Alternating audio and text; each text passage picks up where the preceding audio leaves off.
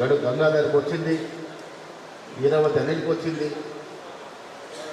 Party సేవలను గుర్తించి చైర్మన్లు ఇచ్చాం. ఇటీవల బాడ్సి శేఖర్ గౌడ్కి వచ్చింది, తాహిర్ బిన్ అమ్నాన్కి వచ్చింది. కింది స్థాయిలో కూడా కార్యకర్తలను గుర్తించి పదవులు ఇవ్వాలనేటువంటి ఒక ఆకాంక్ష కింద నుంచి బాగా వస్తూ ఉంది. నేను ముఖ్యమంత్రి గారు ఢిల్లీలో ఒక మీటింగ్ అయినప్పుడు ఒక ఎన్ఎస్ఐ బ్యాక్గ్రౌండ్కి వచ్చినటువంటి నేను అధ్యక్షుడు ఉన్నప్పుడు ఈ నియామకాల్లో సరైన న్యాయము సమతుల్యం జరగాలి కాబట్టి మంత్రి వర్యులు సీతక్క గారు ఒక సలహా ఇచ్చినారు. నా నియోజకవర్గంలో మార్కెట్ కమిటీస్ పెట్టాక అన్న నాకు అప్రూవల్ ఇవ్వండి, మంత్రి గారు మీకు పంపారని నేను చెప్పాను. కొన్ని గైడ్ లైన్స్ విధి విధానాలు ఏర్పరచుకున్నామన్నప్పుడు ఆమె చెప్పింది అదే విధి విధానంలో నేను నా దగ్గర మండల కాంగ్రెస్ ప్రెసిడెంట్ గత 5 ఏళ్ళు 10 ఏళ్ళ నుంచి ఎవరైతే చేశారో వాళ్ళనే సొసైటీ అధ్యక్షుడిగా పెట్టి పంపించానండి. దాన్ని చూసిన తర్వాత అంతా కూడా సొసైటీలు 1, 2 తప్ప అన్నీ కూడా గతంలో మండల కాంగ్రెస్ అధ్యక్షుల వారిని చేయడమే సూచించింది. అది అప్రూవ్ చేశాం. అదే మోడల్ని ఢిల్లీలో నేను చెప్పి దేశవ్యాప్తంగా రాష్ట్ర వ్యాప్తంగా ఇదే మోడల్ అనుసరిద్దాము. మనం ఈ అధికారంలో ఉన్నామంటే కార్యకర్తల కృషి వల్ల వాళ్ళు లాఠీలు తిన్నారు, రక్తం ఓడిచారు, చెమట ఓడిచారు కాబట్టి మన అధికారంలోకి వచ్చాం. ఇవాళ నేను ఎమ్మెల్సీ అయినా, సుదర్శన్ రెడ్డి గారు మళ్ళీ ఎమ్మెల్యే అయినా, భూపతి రెడ్డి గారు ఎమ్మెల్యే అయినా మీ పుణ్యం, మీ కర్తవ్యాన్ని. కాబట్టి ఇవాళ మేమేంటంటే నా మనుషులు నగేష్ రెడ్డి మనుషులు అనే మాట చూడకుండా ఎవరైతే పార్టీని వదలకుండా కాంగ్రెస్ పార్టీని నమ్ముకొని మండల కాంగ్రెస్ అధ్యక్షుల సేవలు అందించినారో, బ్లాక్ కాంగ్రెస్ అధ్యక్షుల సేవలు అందించినారో, జిల్లా కాంగ్రెస్ వివిధ హోదాల సేవలు అందించినారో, ఎన్ఎస్యూ యూత్ కాంగ్రెస్, మహిళా కాంగ్రెస్, సేవాదల్, కిసాన్ కాంగ్రెస్ సేవలు అందించినారో వారికి మొదటి ప్రాధాన్యత.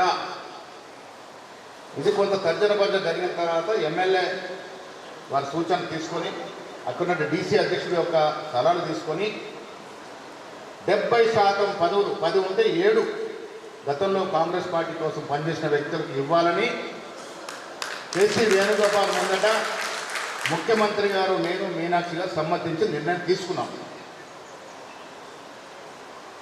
ఈ నిర్ణయం తీసుకున్న ముందు ఒక 10-15 నియోజకవర్గాల్లో అపాయింట్మెంట్స్ జరిగినాయి, కొంత తప్పిదాలు కూడా జరిగినాయి.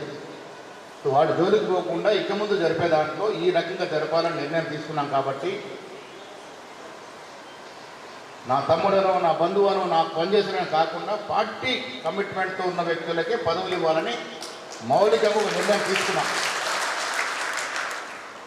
సో దాంట్లో భాగంగా సుదర్శన్ రెడ్డి గారి సలహా ఏంటంటే మన నిజామాబాద్లో అలాంటి భేదాలు లేవు కాబట్టి మనం కూర్చొని సీనియర్ నాయకులను కూర్చొని ఎవరు ఎక్కడైతే బాగుంటుందో నిర్ణయిద్దామనే సలహా మేరకు వాళ్ళు ఈ సమావేశం ఏర్పాటు చేసుకుని నియోజకవర్గాలుగా ఎవరు ఎక్కడ ఎన్నో నుంచి కష్టపడి పనిచేశారు, పార్టీ వదలకుండా. కొంతమంది ఉన్నారు 10 ఏళ్ళు 12 ఏళ్ళు పనిచేశారు, తీరా ఎన్నికల సమయంలో టీఆర్ఎస్ పోయారు, బీజేపీ పోయారు, వాళ్ళకి ఇవ్వలేదు. పార్టీ నియమం ప్రకారం వారికి ఇవ్వలేదు. పార్టీని అంటిపెట్టుకొని కష్టపడి వారికి ఈ పదవుల అవకాశం ఇస్తే రేపు మళ్ళీ పార్టీ అధికారంలోకి వస్తుంది. రేపు నేను మళ్ళీ ఎమ్మెల్యే కావాలన్నా, సుదర్శన్ రెడ్డి గారు ఎమ్మెల్యే కావాలన్నా, భూపతి రెడ్డి గారు ఎమ్మెల్యే కావాలన్నా మళ్ళీ మీరంతా పనిచేస్తేనే. ఇవాళ కాంగ్రెస్ పార్టీ ఇస్తున్న బృహత్తరమైనటువంటి సంక్షేమం అభివృద్ధి ఏ రాష్ట్రంలో ఇవ్వట్లే. సన్నబియ్యం అన్నది నా భూతో నా భవిష్యత్. ఏ రాష్ట్రంలో సన్నబియ్య కార్యక్రమం లేదు. కర్ణాటక తెలంగాణ ప్రభుత్వం కాంగ్రెస్ ప్రభుత్వమే కాబట్టి ఇక్కడ మహిళలకు ఉచితంగా బస్సు ఇస్తూ ఉన్నాం. మీరు బోధన నియోజకవర్గంలో ఏ గ్రామానికి వెళ్ళండి, దాదాపు 70 నుంచి 80% ఇళ్లలో ఉచితంగా కరెంటు వాడుకుంటా ఉన్నాం. కొంతమంది అనికులు ఏసీలు గీజర్లు వేసేవారు తప్ప 4 బల్బులు 4 ఫ్యాన్లు తిరిగితే ఎంత వస్తుంది? 150, 160 యూనిట్ల కన్నా ఎక్కువ ఓట్లే. అదే గతంలో మీరు ఎంత కట్టారు? టీఆర్ఎస్ టైంలో 500, 1000, 2000, 3000 కట్టినారు. సో నెలకి యావరేజ్గా 500 నుంచి 2000 రూపాయలు లాభం జరుగుతూ ఉంది.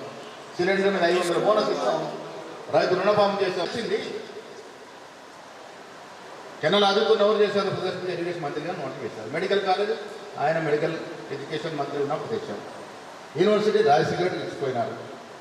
ఇలా మేము అధికారంలోకి వచ్చాక ఈ జిల్లాకి ఇంజనీరింగ్ కళాశాల 35 ఏళ్ల కళ నేను పీసీ అధ్యక్షుడిగా ప్రమాణ స్వీకారం చేసి చెప్పిన సంవత్సరంలో కూడా ఇంజనీరింగ్ కళాశాల తెస్తామని తెచ్చాము. క్లాసులు నడుస్తూ ఉన్నాయి.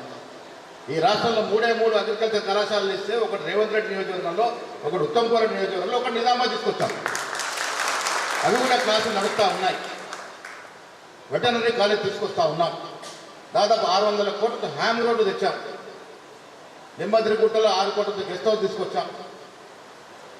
ఆరుమూరు గుట్ట మీద 1.5-2 కోట్లతో గెస్ట్ హౌస్ తీసుకొచ్చాం. సో కార్యక్రమాలు ఇంత పెద్ద నాయకత్వం ఉంది కాబట్టి ఇంకా తీసుకురావాల్సిన అవసరం ఉంది కాబట్టి ఆ కార్యక్రమాలు చేస్తాం. కానీ ఎన్ని తెచ్చినా ప్రజలకు చెప్పాల్సింది ఎవరు?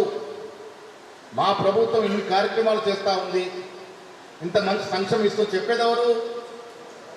నేను ప్రతి వాడి దగ్గరికి చెప్పలేను, మీరే కదా చెప్పేది. మీరు ఎప్పుడు చెప్తారు? మీరు సంతృప్తి పడితేనే చెప్తారు. ఇవాళ ఇంత కార్యక్రమం చేసి మీరు అడగపోయినారు కాబట్టి ప్రజల్లోకి వెళ్ళట్లేదు. అది గ్రహించినటువంటి ముఖ్యమంత్రి నేను ఈ కార్యక్రమం రూపకల్పన చేసాం. కష్టపడ్డ కార్యకర్తకి ఏదో ఒక రకంగా చైర్మన్, డైరెక్టర్లు ఇవన్నీ ఉన్నాయి. సెప్టెంబర్ మాసంలో అన్ని భర్తీ చేస్తూ ఉన్నాం.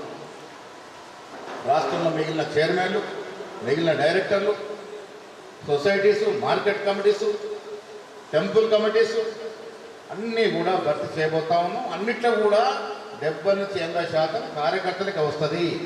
ఒక 20% కొత్త వారికి అవకాశం ఉంటుంది. కొత్త వారిని కూడా, కొత్త రక్తాన్ని కూడా ఆహ్వానించాలి కాబట్టి కొంత ఉంటుంది. దాన్ని అర్థం చేసుకోవాల్సి కోరుతూ, బోధన నియోజకవర్గంలో మేము పెద్దగా చెప్పేది ఏం లేదు. జిల్లాలో సీనియర్ మోస్ట్ నాయకుడు వారు, ఎవరు మంచి ఎవరు చెట్టు వారికి తెలుసు. వారు మేము కలిసి ఇప్పుడు అది నిర్ణయిస్తాం.